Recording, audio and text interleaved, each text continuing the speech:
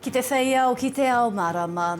Ki te rahi ake nā kanohi Māori ki ngā poari a rohe, ka whanake ai rānei tō rātou tū ngātahi ki ngā take tiriti. Kua mana te hiahia tētahi wahine kua tuamatangihia nā te mate pukupuku, kia tuku kereme inihua hauā. Nā wharana ki tēnei tāne i tōna wāhi mahi i whai ai ia nā mahi o te mirimiri.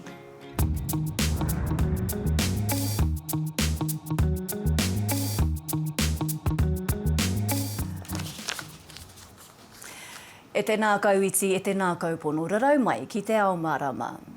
Kua tōpū atu te rautangata, kai kauni hera rātou ko nā māngai kāwanatanga ki te papa i oia, mo te hui a motu o nā kauni hera huri noa. Kai reira, hoki tā mātou take tō rangapu a whatitiri te wake, me nā whakamārama o te wā. E whati, kua rongo mātou kāri timata pai ai te hui rā. Tēnā koe peata o tira, tēnā tātou. Ai tika tērā, i tō mātou tainga mai ki konei. Toko toru, toko whāpea ngā tāngata e tuana ki waho i te wharenei me te poro tū atu mo ngā kaupapa, ngā take huhua. Nā wai i tuku atu te reo karanga o te mana whenua ki ngā iwi katoa tōna onorau pea ngā tāngata i whai wāhi mai. Ki waho e tāna pea te rongo, te kite hoki, kua tere tupu te rākau te o te hunga poro tū. Nō reira, ara e tahi ua-uatanga, e whāna e heke marikāna te ua ki konei hoki. Ka tahi anō mātou ka kōrero atu ki te pirimia kia Jacinda Ardern. Hei tāna kei te hanga māharahara ia ki e tahi o ngā kupu hahani me ngā tūkinotanga kua uta ki runga i e tahi o ngā kaikaunihera o te motu. You know, I think it is not unreasonable for us all to have an expectation that no matter what our views might be on an issue, and we will in New Zealand frequently have different views, that we engage in debate and dialogue respectfully. And I think for the most part, you'll find the vast majority of New Zealanders agree with that. For whatever reason, in recent times, and not just in New Zealand, but I've observed this internationally, you know, I think that there has been a change in tone in some of the debate that we see. We should keep being willing to contest ideas, to disagree with one another, but do so in a way that's respectful and ensures people feel safe. E mohi ana tātou mo tēnei hui nui o ngā kaikaunihera o te motu ko etahi o ngā kaupapa matua ka wānanga tia, ka kōrero tia, ko ngā wai e toru. O tira, me te mana orite o te Māori ki te Pākehā e noho ana ki i runga i ngā mea pēnei i te kaunihera i ngā poari. Mai i enei kaupapa, kua tino kite, i etahi kōrero teka, kōrero rukahu, e hanga puta mai ana ki runga i ngā pai papori, o tira etahi o ngā kōrero e puta mai ana i ngā waha o te hunga ki waho nei, hei tā te pirimia ano me tino mataara ki enei momo kupu, enei momo kōrero e puta mai ana. Oh, look, I think it is always important that whenever we're having a debate, that we're debating the facts. And, you know, that's on us as well to make sure that as much information is out there as possible so that we are always debating the facts. And it's our job to try and dispel disinformation where we see it arise. You know, it is the environment we have now is perhaps a bit tougher to address that than it was before. But that won't change that duty that we have to make sure, yes, we encourage that discussion, but that people have clear in their minds what it is that's being proposed. Hei whakawaha i ngā kaupapa take tō rangapu o te wā, kia tahuri atu rā tātou. Ki te mema o te Pātika kāriki o tira tētahi o ngā kanohi ki te ao tēnei wāhi o rangi tāne. Ai te anau e mihi ana kia koe, tēnā koe. Tēnā koe o tira, tēnā koe te katoa. Ko tētahi o ngā kaupapa nui ka ta wānanga hia, ko tēnei mea kia nui ake te whai wāhitanga o te Māori ki runga i ngā kaunihera o te motu. Mā te nui ake o te whai wāhitanga ka aha. Kare, kore, kiau takere a whakaro i tia kia nui ake te reo o te Māori, tangata whenua mai, mana whenua mai, ki runga i nā kaunihera, he painga, he oranga tērā mo tātou. Kei te whakaro ake mo tēnei tai te me, tēnei te tātuatai ka pua wai o tātou nei wāri Māori, no reira, atona wā, ka kitea he te oranga o tērā mo tātou. Tātou katoa Māori mai, tātou katoa nohana ki New Zealand. E rere tonu ana e tahi o ngā kōrero e hare te mea e tikāna mo enei kaupapa pēnei ki ngā wai e toru ki te co-governance me moe rāmo mo ngā kupu e puta mai ana i te hunga porotu. Kei te māharahara rānei koe ki e rāmo mo kōrero e puta tonu mai ana? Ki tāke nei, me atu whakaro tata ki nā ahuatanga o nā paipa, i te me kore te taki, kei te pakaru haere nā paipa ki roti nā tāne katoa, no reira me whakatukihia kā tika. Kare paku aha ki ai nā porutu, nā pōrere, nā era momo ki waho i te me kei te tāpiri atu rātou o rātou nei rarau ki nā ahuatanga katoa. No reira, ko te me nui, mo tēnei honga nohana ki kona kia kaha ki te korero ki nonga i te nākau pono, kia korero ki nonga i te nākau maha ki tātai kia tātou o tira mo te kaupapa. Ki kaupapa ke atu, kaha horapāna ngā āwha, te ua me te marangai, ngā waipuke, ara etahi whānau e noho taumahāna. Mea hatātou i nāia nei? Me te tuatahi me tiaki tātai ki a tātou anō.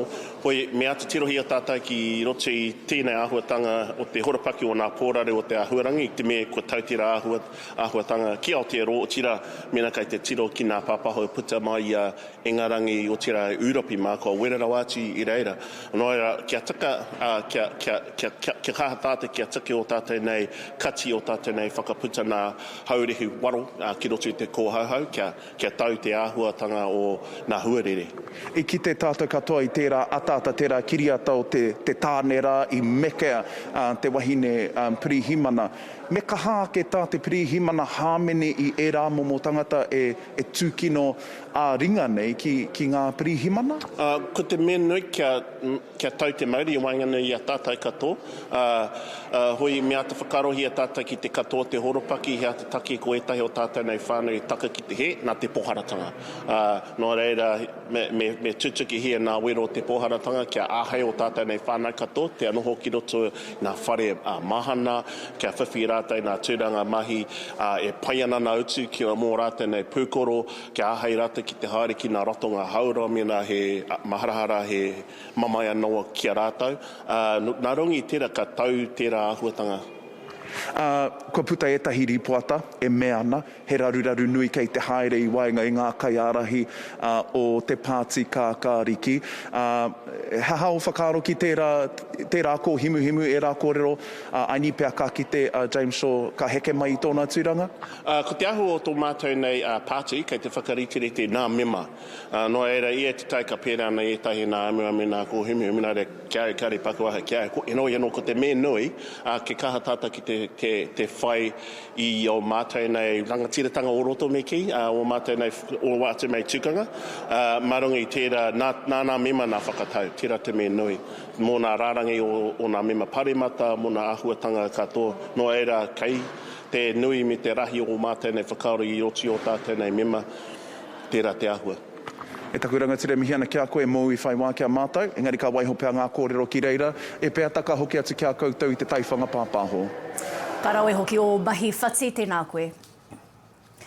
Kua mana te hiahia tētahi wahine, kua tuamatangihia nā te matai pukupuku, a kia tuku kereme inihua hauā, aha kua i whakahētia te tono e tōna kai tuku mahi ōmua e te wānanga o Aotearoa. He kai ako toko i te ora ōmua Ruth Nuku Stanshall mō nā tau te kaumāwaru. Hai tāna i whakapau kahaia ki te whare wānanga o Aotearoa, engari i pau katoa wāna pūtea pena, i mō ke te hia tōna whare, ka tahia ka hokana atu hei utu hoki i wāna nama hauora. I would hope that no one else ever has to go through what I went through just to get a payout. It just doesn't seem right that we have to fight when we're not well, and we don't get listened to when we're not well. And that's the biggest thing here, that I've been heard. So the payout means I've been heard. That's the biggest thing for me. Noho tonu ki ngā take hauora, i te taina mai o hine takurua ki tēnei pito o te ao, ko maki huhunu mai hoki ko whiro me ōna māwiwitanga. I roto i ngā rangi e rua te kaumā waru, kone atu i te rua rau ngā tūroro ma te korona Māori kua mate. Ko tā taku tai whanake, kai whakahaere matua o Manurewa marae, kua kake ake te toko maha o ngā tūroro rewha, pūkahu kaka hoki, engari he mahere whakatika tā rātou i tai atu a muri wai hei ki reira. Kua tae mai te takurua me ngā māwiwitanga o tēnei kaupeka o te tau. Amohia ake te oro o te iwi ka pota ki te whaiau. The health and well-being of our people is paramount. And what we want to do is reduce those barriers or whakamā, that you can come to the marae, you can access any service as many times as you need to. I ngā tau kua pahure ko te mate kōwhiori te aronga nui, engari kua tae mai te mate taru tāwhiti me te pūkahu kāka, a kua tino kitea e taku tae moana, ngā tau mahatanga o tēnei hotoke, ki runga i tōna hapuri. This time round we've really felt the cold and the wet and the rain. And I think trying to minimise those health issues for our whānau has been harder. So last winter it was just COVID, but now we've got COVID plus influenza plus pneumonia, on top of it. And our whānau are struggling. We were just starting to recoup and now we're into winter and it's a hard season. Our kaumātua are really affected and mokopuna tamariki this time round, which is different to last winter. Kua whai hōtaka hōtoke a Manurewa marae kia whai rawa ai ngā whānau ki te kaupare i te māwiwi. Winter health checks, we're ringing our whānau that are connected to the marae. We're in a partnership with ProCare GP clinics here in Manurewa. We've been calling their whānau. It's more than just vaccinations. We are offering vaccinations, the COVID vaccinations, the second booster. We're also into flu and we're doing MMR. So it's a whole health check around blood pressure, anything really that our whānau might feel that they need just to have a bit of a hauā check on. Aha kua ngā taumahatanga o te wā, mo te hapuri te take. It gives me the motivation to turn up every day knowing that we're going to make a difference, that we're able to support our whānau here in need and Manurewa, and to just give back really to our community, and that's what gets me up every day. It's seeing our whānau succeed, and we're here to make sure our whānau live their best lives really, and if we can provide support and service in any way, then that's our job here te manaaki. Mahi a te mahi, hei painga mo te hapuri. Muri wai hei, Te Ao Mārama. Kia whakatātātou mo te wāpoto, kaitua ke tonu, he wharanga mōrearea i te wāhi mahi, whakaarake i ngā whainga o tēnei tāne, ki te whai i te mahi mirimiri.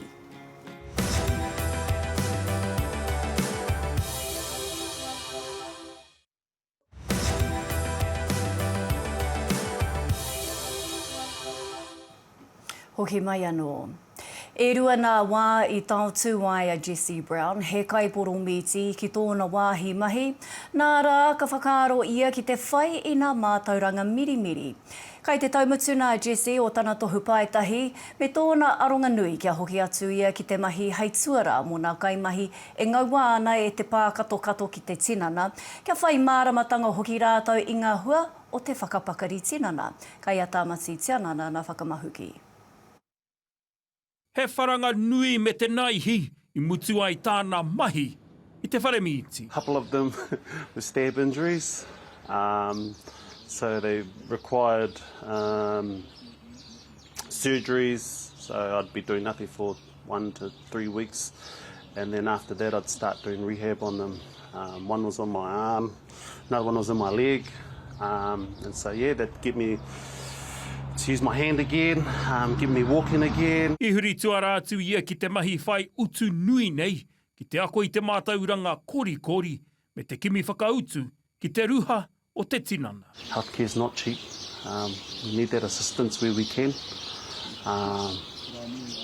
But we also need to be able to apply it in a way that our whānau can understand it. You know, they don't understand the ACC process, so that's my job. Take care of that part, you know. Don't let the whānau worry about that and just sort of focus on what the outcome or the best outcome is for them. He hōtaka ako koe aro pūana ki te mātauranga, whakamātūtū I ngā momo mā ui, I whakahaerehia ēnei akoranga katoa ki runga marae. Several obviously Māori, tauira, and also people who are, tau iwi, like me, people who are better and more adept at being able to manage a Māori patient, and make them feel comfortable and uphold that space when they come to an interaction and develop, I guess, that whanangatanga, trust and getting those great outcomes. E whai hua nui ana tēnei wahine manawa wera i te ao hākinekina. E kai tākaro whutupōro pāo waikato, he toki hākina whiti anō hoki, e ngākau nui ana ki te mahitahi me te hungakau mātua. In particular, at the DHB, I worked with elderly, so I was in one of the elderly wards, and we dealt with mainly like strokes and just like high-risk falls patients. And so we'd pretty much see patients over 65, which was really good. Majority of them were Māori, and majority of them were post-stroke. So that was a real eye-opener for me. He whāorau noa te hunga kai romi he Māori. Nā whai he haurua o te ākonga me Māori te hotaka nei. I think it's just a scenario like mā te tuakana ka tōtaka te teina, mā te teina ka tōtaka te tuakana. You know, we've got the expertise in this area. What about the rest of life in the world? You know, I've got more to learn from a patient than maybe I've got to offer them in some scenarios. So I think it's just a real nice exchange and a real alliance is the word I used before. Ka putana nge nei me te tohu nei, e whia ākonga ka whai tūranga mahi me ngā kapa whenei ngā ōpango rarau he hiriwa hoki. Go see a doctor, and then I do a lot of my rehab with the physio to get me back to work, and that's where I started to think about, you know, they don't just work with the All Blacks. It's only one All Black team. You know, they work in quite various areas. So yeah, I suppose after about the third injury, I started getting a little bit more curious. Physiotherapy is not just about trying to rehab an injury, it's about trying to get people to move better than when they left, or better than how they were pre-injury. Engari mō tui rāwa ku Jesse, e mate nui ana rāwa ki te mahi me te iwi Māori whānui, me rātou e whai ana ke whakaora ai te tinana. Tāmati tiananga, Te Ao Mārama.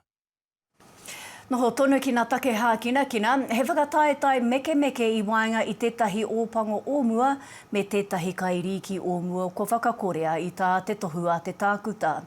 Ina nahi nei tā tariaia Kevin Mealamu ōpango ōmua ki te manawati pakopako. He mate tēnei e kore pea nā tohu e kitea. Nā reira ka noho kūware nā tūroro ki taua mate kia tai rāno ki te tākuta. He mate tēnei e tae ai te whakatika. Engari e kore e hoki whakamuri ki te māti meke ki te kairiki ōmua a Wairangi kōpū. Ka whai tēnei i tā te karerea Kevin i tēnei wiki tonu. Ka tū tōna ringa mō te tūru ki puke kohe i te kaunihera o Tāmaki Makaurau. He ranga hauna e tahi māngai take rangatahi whangārei, e whakātu ana i nā take kore kaina o nā tai tamariki o taua tāone. Ko tā te pūrongo, he āta titiro ki nā take whare e pātuki ana ki te huna rangatahi. Me te aha, kai te ki te ana āputa ki roto i nā pūnaha e noho whakarairai ai te hunga tai tamariki. E ai ki ngā kaimahi rangatahi i whangārei, kai te piki haere te noho tautau hea, me te kāinga kore a te hunga rangatahi. So young people living in cars, young people creating shacks in public places so they could have somewhere to sleep for the night. Young people couch surfing. Young people being in really unsafe spaces but with nowhere else to go. Young people who are living on the streets, there are young people who are couch surfing, and often either oranga tamariki or Ministry for Social Development hasn't known how to deal with these young people. Ko tā te pūrongo e titiro ana ki ngā whea koranga kāinga kore a te hunga rangatahi. He mea waihanga nā te rōpū hapuri o 155 whare āwhina me whare finders. Hei tohu i ngā rautaki whare o te hunga rangatahi ki whangārei. The story has been like 20 years in the making. A good 3 years ago, we talked about youth homelessness, and we knew it was a problem 7 years earlier. Today, we've finally got the stories from Tai Tamariki that are very sad and make us all very mamai, but very real. Iwi tia ngā tai tamariki, i wainga i te 16 ki te rua 14 te pakeke. Hei tā te pūrongo kei te kitea ngā āputa nui o ngā whare mo te hunga rangatahi. Who all had a varied experience of youth housing deprivation. There's some emergency housing and some transitional housing available in whangarei, but very few, if any, is available or targeted for tai tamariki, for young people. Te kaumāwaru ngā rangatahi iwiwitia mo tēnei rangahau. Ātata ki te katoa o ngā mea iwiwitia he wheako no rātou ki ngā take whare. Pēnei me tā rātou noho haumaru. E ai kia Carol Peters no 155 whare āwhina kai te taunaki te pūrongo nei I tā rātou I kitea I ki roto o whangārei. Young people's housing is not the same as other people's. They have many different needs, so they need a specific response from the community. We know that if we develop housing responses specifically for young people, that we can provide them with the support that they need. It's a really pivotal time in their life. Ko tā tētahi o ngā tino kitenga I te pūrongo, ko te tūranga o te whānau. What we found is that actually it was whānau in the end that did support our tai tamariki. It wasn't services, it was finding the right auntie or the right cousin, or they eventually got to be with their grandparents. I whakapātu mātau kia oranga tamariki me te manatu whakahia to ora. Hei tā oranga tamariki kei te ngākai nui rātou kia noho haumaru ai ngā tamariki noho whatitata. Hei tā te manatu whakahia to ora, kai te whakamomori rātou ki te āwhina I ngā tāngata katoa, kai noho kāinga kore rātou, kai ro motoka rānei. Tumo mao harawira, Te Ao Mārama. Tēnau tonu mai. Taihua kenei kua kōwhiria he kapa tamatāne ōpango Māori e te kaumāwaru tau taiohi iho te pakeke. Ka tuki atu ki te kapa tamatāne kura tuarua hei te pito o te tau.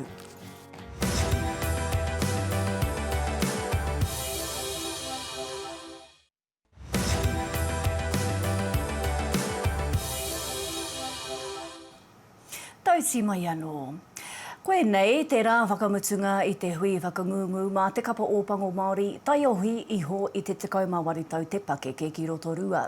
E ono te kauna kai tākoro I whai wāhi ki taua kaupapa, whakapakari pūkenga, whakau hoki ki ngā tikana Māori.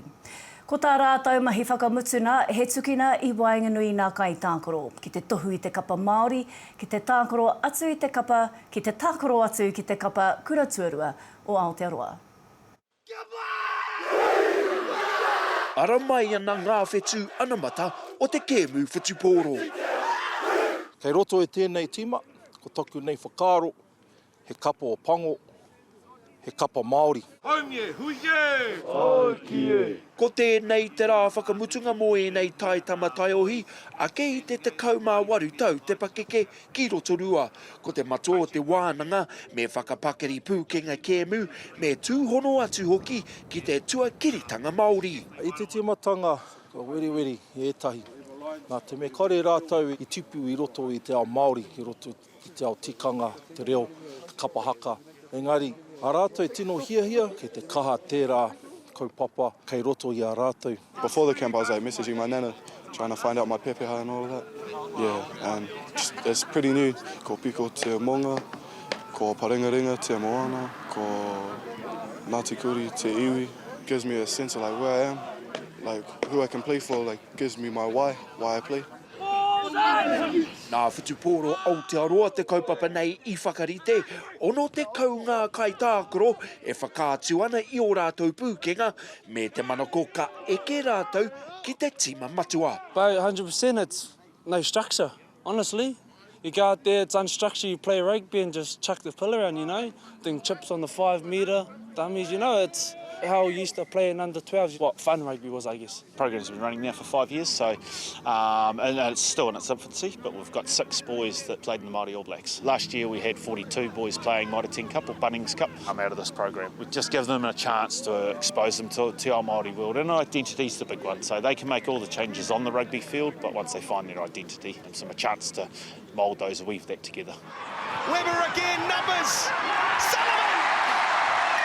I toa te kapa ōpango Māori I te kēmu tuatahi kia Airani, toru te kaumārua ki te kaumāwhetu I te rāmarama.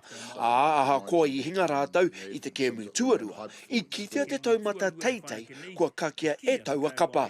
really take my hat off to the Māori All Blacks and the way they performed against the Irish. The result in the second game may not have gone our way, but what Clayton and that did, they actually put a mark and they left a giant footstep on the rugby community for us and did us proud. Ka tākoro te kapa ōpango Māori tai tama te kaumāwaru tau, ki te kapa kura tuarua o Aotearoa, hei te marama o Whiringānuku ki Kirikiri roa. He roni Waikato, Te Ao Mārama. Kia matapai huarere nai anei. Tā maru nārangi ki kaitaia engari ka mau haere ahi noa. A kene he hukawhatu ka heke ki tāma ki makaurau. He hau titi pārera mai te tonga Māoru ka papuhi ki roto rua ri te tonu te kōrero ki tūranga nui a kiwa. Te ahua nei kua, karekau he pikitia. Ngā motu he hukawhatu hoki ki reira hai te ata.